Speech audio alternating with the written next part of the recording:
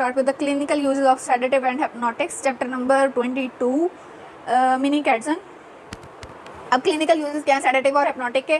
Simple दो तो uses तो वही हैं जो इसके हमारे पास इसके नाम से जाहिर हो रहे हैं। एक तो एंग्जाइटी स्टेट के अंदर देंगे सेडेशन के लिए, दूसरा हमारे पास स्लीप डिसऑर्डर्स के अंदर देंगे ताकि नींद आ सके। ठीक है, तो पहले दो यही लिखे हुए हैं कि हमारे पास सबसे पहले एंग्जाइटी स्टेट्स के अंदर देंगे बेंजोडाइजापीन जो हैं वो एक्यूट एंग्जाइटी डिसऑर्डर्स की लिए, पैनिक अटैक्स के कंट्रोल के लिए, और हमारे पास यूज़ हो रहे हैं एज एंटी डिप्रेसेंट्स के ग्रुप के लिए, और क्रॉनिक एंग्जाइटी स्टेट, ये डिफरेंट चीज़ें हैं जिनके, और फोबिया एंग्जाइटी, फोबिया, पैनिक, जितने भी हमारे पास साइकेट्रिक सिम्टम्स हैं उनकी ट्रीटमेंट के लिए हम यूज़ कर रहे हैं सेडेटिव और हिप्नोटिक्स, जिनके अंदर से बेंजोडाइजापीन ज़्यादा यूज़ कर रहे हैं।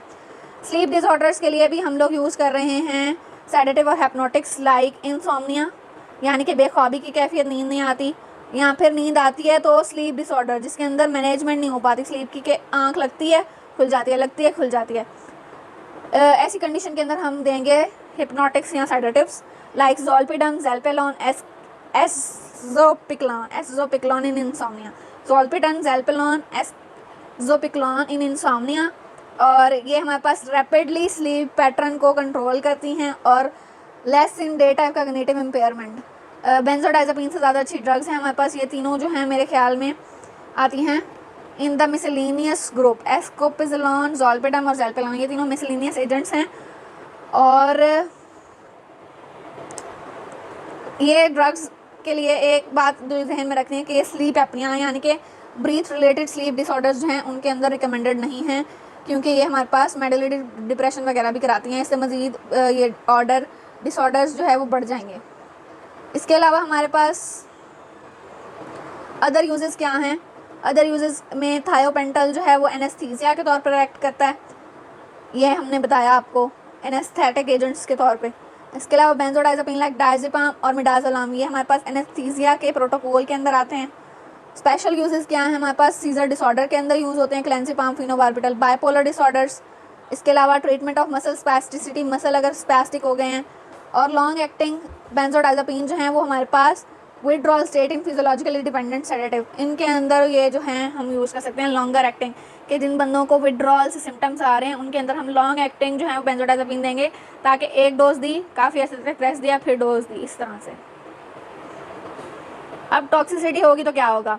टॉक्सिसिटी होगी तो हमारे पास जो नॉर्मल एक्शन थे ना वही ओवर हो गए, यानी कि स्लीप आ रही थी, स्लीपिंग बहुत ज़्यादा हो गई, मसल रिलैक्स हो रहे थे, मसल बहुत ज़्यादा ही रिलैक्स हो गया, साइकोमोटर डिसफंक्शन हो गया, और बंदे को unwanted day time sedation, decrease psychomotor skills, उसकी थिंकिंग वगैरह जो है वो ही इम्पेयर्ड हो गई। इसके अलावा हमारे पास CNS रिलेटेड इफेक्ट क्या है कि मज़ीद से CNS डिप्रेस हो गया।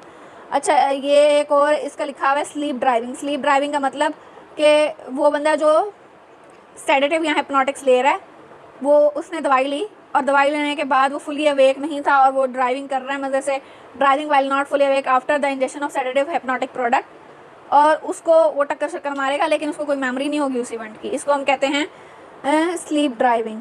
और इसके अलावा ये क्रिमिनल यूज़ के तौर पे क्रिमिनल्स भी यूज़ करते हैं। इससे हमारे पास हमने कहा था कि एक इफेक्ट आता है इंटेरोग्रेड एमनीजिया का। इंटेरोग्रेड एमनीजिया जब हम हाई डोज में ले लेते हैं तो क्रिमिनल एक्ट करने के बाद हम लोग को कोई मेमोरी नहीं होती, क्योंकि एमनीजिया की वजह से। इसके अलावा इसका CNS डिप्रेशन का एक्शन है। CNS डिप्रेशन का एक्शन कैसे है कि अल्कोहल, बेवरेजेस, एंटीहिस्टामिन्स, एंटीसाइकोटिक्स, ये सारे जो अगर हम लेंगे तो ये ब्रेन को डिप्रेस कर देंगे ज़्यादा अमाउंट में लेने से। Over doses of sedative and hypnotics जो हैं वो स्वेयर, रेस्पिरेटरी और कार्डियोवैस्कुलर डिप्रेशन करेंगे, लीथल इफेक्ट्स प्रोड्यूस करेंगे, और मज़ीद इससे भी ज़्यादा क्या है कि लीवर के अंदर ये मेटाबलाइज हो रहे थे। अब अगर ये बहुत सारी ड्रग्स पेशेंट ले रहा है तो मल्टीपल ड्रग इंटरेक्शन हो सकते हैं। बारबिचुरेट्स जो हैं वो हमारे पास एक्यूट इंटरमिटेंट पोरफायरिया की कंडीशन के अंदर प्रेसिपिटेट भी कर सकते हैं। क्लोरल हाइड्रेट जो हैं वो क्वामरिन्स यानी कि प्लाज्मा प्रोटीन बाइंडिंग साइट्स और एंटीकोएगुलेंट इफेक्ट यानी कि ब्लड क्लॉटिंग के इफेक्ट्स भी ब्लड एंटीकोएगुलेशन के इफेक्ट भी प्रोड्यूस कर सकते हैं। एटिपिकल सेडेटिव और हिप्नोटिक के अंदर एक है बसपायरॉन। बसपायरॉन जो है वो 5 5 हाइड्रोक्सीट्रिप्टामीन 1 के चैनल के थ्रू एक्ट करती है, ब्रेन के अंदर सेरोटोनिन रिसेप्टर पे एक्ट करती है पार्शियल एगनिस्ट के थ्रू। स्लो एक्शन है इसका, ग्रेटर देन 1 वीक, और ये generalize anxiety disorders, panic disorder के लिए थोड़ा इफेक्टिव है, वैसे जनरलाइज एंग्जाइटी डिसऑर्डर्स के लिए यूज़ होती है। और इसमें हमारे पास टॉलरेंस जो है वो मिनिमल है विद द क्रॉनिक यूज़, यानी कि ये हमारे पास ज़्यादा अच्छी होगी देन द बेंजोडाइज़ेपिन। बेंजोडाइज़ेपिन में अगर हम क्रॉनिकली यूज़ करें तो पेशेंट को टॉलरेंस आ जाती है और विड्रॉल सिम्टम्स आ जाते हैं, जबकि हमारे पास बिस्पेरोन अगर हम यूज़ करेंगे तो एंग्जाइटी ज़्यादा देर यूज़ करने के बाद भी टॉलरेंस भी नहीं आएगी इतनी ज़्यादा और विड्रॉल सिम्टम्स भी नहीं आएंगे। इसके अलावा इसकी डिग्रेडेशन होती है हमारे पास CYP3A4 जो कि साइटोक्रोम P450 का एंजाइम है, लिवर के अंदर प्रेजेंट होता है। ये हमारे पास ड्रग इंटरेक्शन वगैरह हो सकते हैं इसके डिफरेंट ड्रग्स के साथ, इसके इंटरेक्शन की वजह से इसका मेटाबॉलिज्म वगैरह इंक्रीज हो जाएगा। साइड इफेक्ट क्या है? टैकीकार्डिया, हार्ट बीट इंक्रीज होगी, पैरेस्थीसियास होंगे, प्यूपिलरी कंस्ट्रिक्शन होगी और GIT के डिसऑर्डर्स होंगे। इसके अलावा हमारे पास है मेलेटिनिन रिसेप्टर्स एगनिस्ट, मेलेटिनिन रिसेप्टर के प्रोजेक्ट करेंगे, इनमें है रमेल्टन, टैसीमेल्टन, ये दोनों जो हैं हमारे पास गैबा वाले पे एक्ट नहीं करेंगे। साइटोक्रोम P450 से जो हैं ये हमारे पास यूज़ होते हैं मिनिमल रिबाउंड इंसोम्निया और विड्रॉल सिम्टम्स के अगेंस्ट स्लीप ऑनसेट के लिए। साइटोक्रोम P450 से इसके हमारे पास एंजाइम मेटाबलाइजेशन का वो होता है मेटाबॉलिज्म। अब चूंकि ये हमारे पास स्लीप को इंड्यूस करा रहे हैं तो डिजीनेस फिटीग इसके साइड इफेक्ट्स के अंदर आएगा, डिजीनेस फिटीग, एंडोक्राइन चेंजेस। इसके अलावा टैसीमेल्टन जो है वो 24 घंटे जो लोग जागते रहते हैं उनके स्लीप वेक डिसऑर्डर के लिए टैसीमेल्टन जो है वो यूज़ होता है।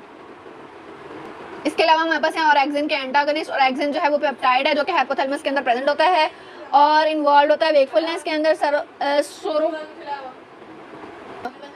सोवोरेक्सेंट एक एंटागोनिस्ट है जो कि OX1R और OX2R ऑरेक्सिन रिसेप्टर्स के ऊपर एक्ट करता है और हिप्नोटिक प्रॉपर्टीज रखता है और ट्रीटमेंट ऑफ इंसोम्निया के लिए यूज़ होता है। ओके, तो अब हम इसका जल्दी से रिव्यू करें। बेंजोडाइज़ेपिन के अंदर हमारे पास है एल्प्राजोलम, क्लोरडाइज़ेपोक्साइड, क्लोरेज़ेपेट, कोलेंज़ेपाम, डाइज़ेपाम, फ्लोरेज़ेपाम, लोरेज़ेपाम, मिडाज़ोलाम। इनमें से 2-4 याद होने, 2-4 याद कर लो। एल्प्राजोलम, मिडाज़ोलम, लोरेज़ेपाम, फ्लोरेज़ेपाम, डाइज़ेपाम, जो सारे ज़ीपाम वाले हैं ना वो याद कर लें। अब ये कैसे एक्ट करते हैं? हमारे पास गैबा रिसेप्टर बाइंड करते हैं, क्लोराइड चैनल की ओपनिंग को फैसिलिटेट करते हैं और इंक्रीज करते हैं क्लोराइड आयन की एंट्री को, जिससे मेम्ब्रेन जो है वो हाइपरपोलराइज हो जाती है।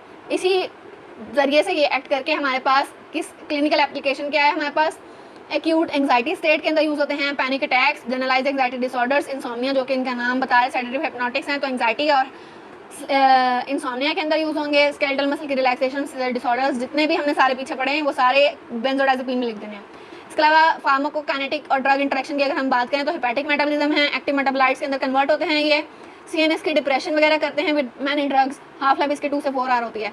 टॉक्सिसिटी, इसके अलावा हमारे पास बेंजोडाइज़ेपिन के एंटागनिस्ट होते हैं। बेंजोडाइज़ेपिन के एंटागनिस्ट के अंदर हमारे पास आता है फ्लूमाज़ेनिल। फ्लूमाज़ेनिल भी गैबा रिसेप्टर पे एक्ट करता है एंटागनिस्ट के तौर पर। जितना भी हमारे पास बेंजोडाइज़ेपिन की ओवरडोज होगी उसको रिवर्स करने के लिए यूज़ होगा। इसका हमारे पास साइड इफेक्ट क्या है कि एजिटेशन, कंफ्यूजन वगैरह होता है, पॉसिबल विड्रॉल सिंड्रोम होता है। इसके बाद हमारे पास आते हैं बार्बिटूरेट्स। बार्बिटूरेट्स के अंदर एमोबार्बिटल, ब्यूटाबार्बिटल, पेंटोबार्बिटल, फिनोबार्बिटल, सिकोबार्बिटल, थायोपेंटल, ये सारे हमारे पास एनेस्थीसिया के लिए यूज़ होते हैं, लाइक स्पेशली थायोपेंटल। मुझे छोड़ के नहीं जाना। इंसोम्निया, सीजर डिसऑर्डर, ये सारे जो हैं ये ओरली एक्टिव होते हैं। हेपेटिक मेटाबॉलिज्म होती है इनकी 4 से 60 आवर्स तक होती है। अगर ये ज़्यादा हो जाएंगे तो CNS की डिप्रेशन एक्शन होगी, टॉलरेंस, डिपेंडेंस, डिसेबिलिटी। और न्यूअर हिप्नोटिक्स कौन से हैं? एसोपिक्लोन, ज़ोलपिडम, ये सारे कहाँ यूज़ होते हैं? स्लीप डिसऑर्डर्स और स्पेशली वो जिनके अंदर लंबे अरसे के लिए बंदा जागता है, लाइक डॉक्टर्स वगैरह। इसमें भी हमारे पास CNS डिप्रेशन होगी और डिपेंडेंस लाइबिलिटी होगी। इसके अलावा मेलाटोनिन रिसेप्टर के अंदर आता है रमेल्टन, टैसीमेल्टन, ये हमारे पास स्लीप डिसऑर्डर्स के अंदर यूज़ होता है।